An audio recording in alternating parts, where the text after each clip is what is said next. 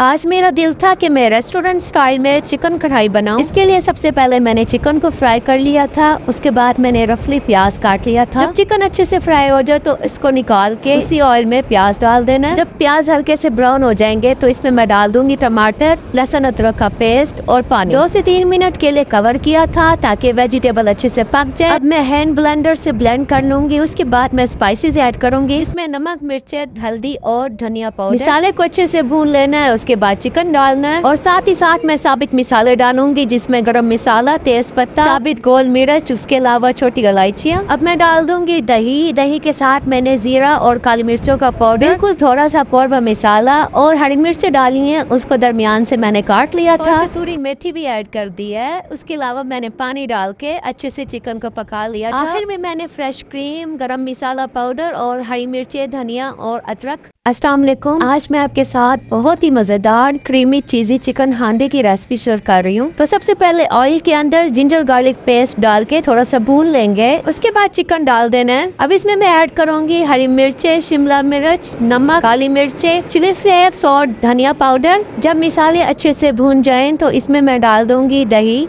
अब मैं ऐड करूंगी गरम मसाला और जीरा पाउडर। उसके बाद जो है मैं इसमें कसूरी मेथी भी ऐड कर दूंगी। इसको अच्छे से कवर कर लेना है ताकि चिकन अच्छे से पक जाए। अब इसमें क्रीम ऐड कर दूंगी। हल्की आंच पर पकाऊंगी और फिर दूध ऐड कर दूंगी थोड़ा सा। उसके बाद अब चीज ऐड करनी है। जो चीज अवेलेबल हो आपके पास वो ऐड कर सकते हैं, मोज़रेला या चेडर।